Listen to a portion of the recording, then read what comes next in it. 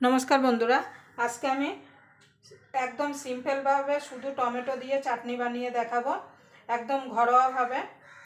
तार जोन्नो एखाने आमी टमेटो निये निয়েছি, एखाने 400 ग्राम टमेटो निয়েছি और टमेटोगुलोके एकटु बड़ो बड़ो करे केटे निয়েছি। टमेटो चाटनी बानाते किन्तु खूब बेशी उपकरणेर दरकार नेই, शुधु टमेटो और चीनी होलेই किन्तु हये जाबे।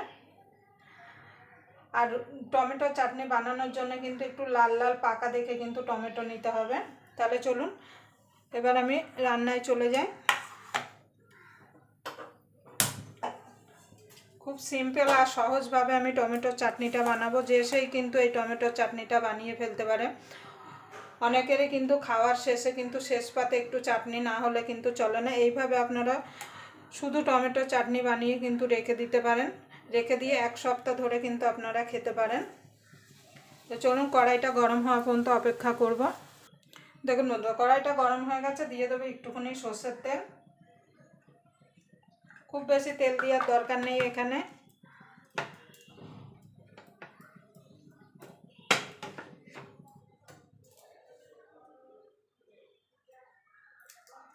দিয়ে দেবো দুটো শুকনো লঙ্কা,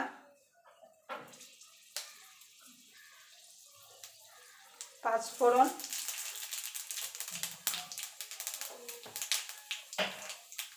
ফোড়নটা হয়ে গেছে দিয়ে দেবো টমেটোটা।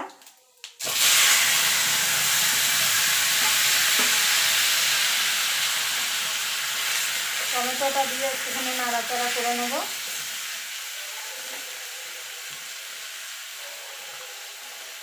এবার স্বাদ মতো নুন দিয়ে দেবো। নুন দিলে কী হবে, টমেটোটা তাড়াতাড়ি গলে যাবে। এবার এটাকে ঢাকা দিয়ে টমেটোটা যতক্ষণ একদম গলে না যাচ্ছে ততক্ষণ রান্না করে নেব। এটা রান্না করা যেমন সোজা, সময়ও অনেক কম লাগে। দেখুন বন্ধুরা টমেটোটা দেখুন পুরো গলে গেছে। এবার দিয়ে দেবো চিনি।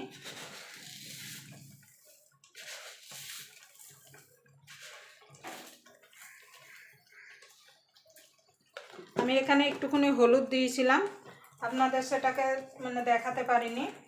সামান্য একটুখানি হলুদ দিয়ে দেবেন। মিষ্টিটা আপনাদের স্বাদ মতো দেবেন, যে যেমন মিষ্টি খেতে পছন্দ করেন।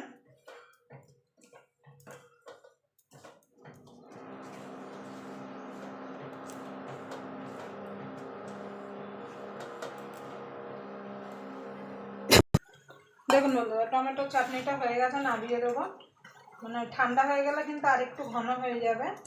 দেখুন কালারটা দেখুন কত সুন্দর এসছে। মানে যত টমেটোটা লাল আর পাকা নেবেন তত কিন্তু চাটনির কালারটা সুন্দর আসবে। আপনারা চাইলে কিন্তু এর মধ্যে একটু তেঁতুলের পাল দিয়ে দিতে পারেন, যারা একটু টক টক মিষ্টি মিষ্টি ঝাল ঝাল খেতে পছন্দ করেন।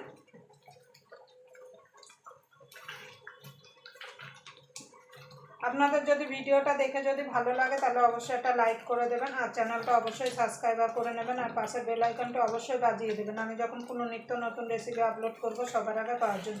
তাই চলুন এবার চাটনিটাকে নামিয়ে নেব। দেখুন আমার চাটনি রেডি হয়ে গেছে। আবার আপনাদের সঙ্গে কোনো নতুন রেসিপি নিয়ে দেখা হবে। ততক্ষণ পর্যন্ত আপনারা ভালো থাকবেন, সুস্থ থাকবেন।